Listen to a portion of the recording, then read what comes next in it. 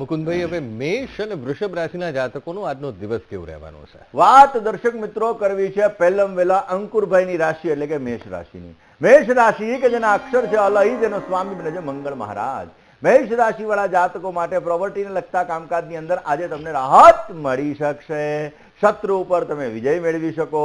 પારિવારિક તણાવ અને ચિંતાની સ્થિતિ આજે રહી શકે. કારણ વગર માનસિક અશાંતિનો ભોગ પણ આજે તમારે બનવું પડી શકે એમ છે. આજના દિવસની અંદર સારો લાભ જોતો હોય તો મેષ રાશિ વાળા જાતકોએ આજના દિવસની અંદર ભગવાન ભોળિયાનાથની પૂજા કરવાની. અવશ્ય ભોળાનાથ તમારી મનોકામનાઓ પૂર્ણ કરશે ને તમને સારો લાભ અપાવી શકે. હવે વાત કરીએ વૃષભ રાશિ. વૃષભ રાશિ કે જેના અક્ષર છે બહુ, જેનો સ્વામી બને છે શુક્ર મહારાજ. સંતાનને લગતા પ્રશ્નોની અંદર આજે તમને રાહતનો અનુભવ થતો જણાય. વ્યવસાયિક કામકાજની અંદર આજે તમને સારો લાભ મળી શકશે અને શેર બજારની અંદર આજે સારો લાભ મળી શકે. સુંદર મજાના પ્રવાસના યોગો છે. આજે સારો લાભ જોઈએ છે તો વૃષભ રાશિ વાળા જાતકોએ આજના દિવસની અંદર દૂધનો અભિષેક ભગવાન શિવ ઉપર કરો. વિશેષ લાભ મળશે અને સારો એવો ફાયદો પ્રાપ્ત થતો જણાય. ગોચરના ગ્રહોની ત્રીજી રાશિ એટલે કે મિથુન રાશિની. મિથુન રાશિ કે જેના અક્ષર છે કચ્છ અને ઘ, જેનો સ્વામી બને છે બુધ મહારાજ. જમીન મકાનને લગતા કામકાજની અંદર આજે તમને સારો ફાયદો મળી શકશે. માતા તરફથી આજે તમને આશીર્વાદની પ્રાપ્તિ થઈ શકે અને આજે વ્યવસાયની અંદર નવી નવી તકો મળતી જણાય. પરિવારની અંદર સુંદર મજાનો સહયોગ મળતો જણાય. આજે સારો લાભ જોઈએ છે તો મિથુન રાશિવાળા જાતકોએ આજના દિવસની અંદર ચંદનવાળા જલનો અભિષેક કરો. વિશેષ લાભ મળશે ને તમારા કાર્યો સિદ્ધ થતા જણાશે. વાત કરીએ કર્ક રાશિની. કર્કના અક્ષર છે ડ અને હ, જેનો સ્વામી છે ચંદ્ર મહારાજ. સમજદારીથી તમે કોઈ પણ કામ કરશો તો અવશ્ય તમને લાભ મળી શકશે. પારિવારિક સુખની અંદર આજે વધારો થઈ શકે અને મોટા ભાઈથી આજે તમને સારો લાભ મળે એવા સંપૂર્ણ ચાન્સીસ બની રહ્યા છે. રોકાણ કરેલું હશે તો આજે તમને સારો લાભ મળી શકશે અને તમારા કાર્યો સિદ્ધ થતા જણાશે. કર્ક રાશિ વાળા જાતકોએ આજના દિવસની અંદર વિશેષ લાભ મેળવવા માટે બની શકે ત્યાં સુધી તમારા ઈષ્ટદેવની આરાધના કરજો. વિશેષ લાભ મળી શકશે ને તમારા કાર્યો સિદ્ધ થતા જણાશે. જય ગણેશ. મિત્રો કરીએ પાંચમી રાશિ એટલે કે સિંહ રાશિની. સિંહ રાશિ કે જેના અક્ષર છે મ અને ટ, જેનો સ્વામી બને છે સૂર્ય મહારાજ. આર્થિક બાબતોની અંદર આજે તમને ઉન્નતિ પ્રાપ્ત થતી જણાશે. સમજ્યા વગરનું રોકાણ આજે તમને નુકસાન કરાવી શકશે. પારિવારિક સહયોગ આજે તમને સારો એવો મળી શકે અને ખોટા લોકોથી દૂર રહેવું તમારે બહુ જરૂરી છે. સિંહ રાશિ વાળા જાતકોએ આજના દિવસની અંદર વિશેષ ફાયદો મળી શકે એ માટે બની શકે ત્યાં સુધી આજના દિવસની અંદર તમારા કુલદેવીની પૂજા કરજો. વિશેષ ફાયદો રહેશે. વાત કન્યા રાશિની કરીએ. કન્યાના અક્ષર છે પઠ અને હણ, જેનો સ્વામી બને છે બુધ મહારાજ. સ્વાસ્થ્ય બાબતે સાવચેતી રાખવી બહુ જરૂરી છે. કોન્ફિડન્સથી કામ કરશો તો વિશેષ ફાયદો મળશે. નવા રોકાણની અંદર થોડી ધીરજ રાખવી બહુ જરૂરી છે અને જીવન સાથી સાથે આજે પ્રવાસના સુંદર મજાના યોગો જણાઈ રહ્યા છે.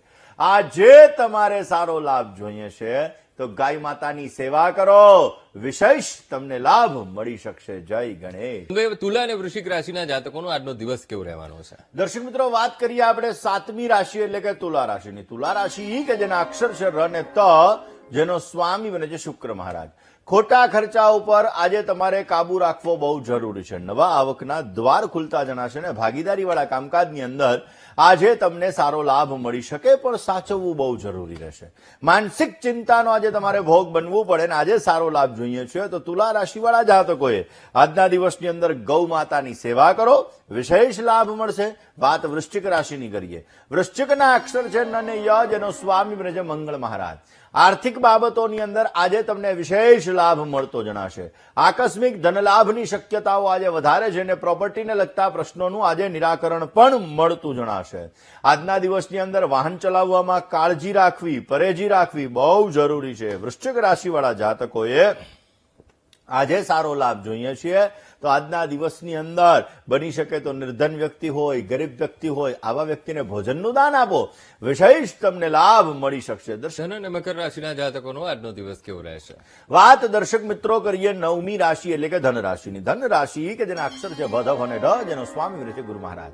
આવકના નવા નવા સાધનોની અંદર વૃદ્ધિનું પ્રમાણ તમને જોવા મળી શકે. વાહન લેવાના આજે સુંદર મજાના યોગ છે ને નવું ઘર લેવું હોય તો પણ આજે દિવસ તમારો સારો છે.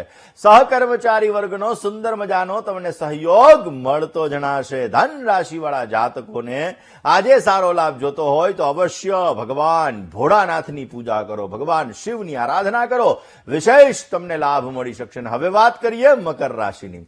મકરના અક્ષર છે ખ અને જ, જેનો સ્વામી બને છે શનિ મહારાજ. જીવન સાથીનો આજે ઉત્તમ સહયોગ મળી શકે, આવકની અંદર આજે વધારો થઈ શકે અને સંતાનને લગતા પ્રશ્નોની અંદર પણ તમને આજે રાહતનો અનુભવ થતો જણાય. નાની નાની મુશ્કેલીમાંથી માર્ગ મળી શકશે. આજે સારો લાભ જોઈએ છે તો મકર રાશિ વાળા જાતકોએ કીડિયારું પૂરવાનું વિશેષ તમને લાભ. વાત કરીએ દર્શક મિત્રો 11મી રાશિ એટલે કે કુંભ રાશિની. કુંભ રાશિ કે જેના અક્ષર છે ગ, શ અને સ અને સ, જેનો સ્વામી છે શનિ મહારાજ. પારિવારિક જીવન આજે સુખમય બનતું જણાશે. બહારના કામકાજથી આજે તમને સારી આવક થઈ શકે. નોકરિયાત વર્ગને નવી નવી તકો મળતી જણાઈને સ્વાસ્થ્ય માટે આજે દિવસ સારો નથી. આજે તમારે સારો લાભ જોઈએ છે તો કુંભ રાશિ વાળા જાતકોએ આજના દિવસની અંદર બની શકે ત્યાં સુધી તમારા કુલદેવીની પૂજા કરજો, વિશેષ લાભ મળશે. હવે વાત કરીએ મીન રાશિની. મીનના અક્ષર છે દ, ચ, ઝ અને થ, જેનો સ્વામી છે ગુરુ મહારાજ. વ્યવસાયની અંદર આજે થોડી ઘણી ચિંતાનું પ્રમાણ રહેતું જણાય. વ્યવસાય અને પરિવાર બંનેને સાથે ન રાખવા તમારે બહુ જરૂરી છે. યાત્રા પ્રવાસના આજે સુંદર મજાના યોગો છે અને પરિવારની અંદર સાધારણ અશાંતિનો યોગ પણ જણાઈ રહ્યો છે. મીન રાશિ વાળા જાતકોએ સારો લાભ જોઈએ છે તો આજના દિવસની અંદર માતા પિતાના આશીર્વાદ મેળવી તમારા દિવસની શરૂઆત કરો.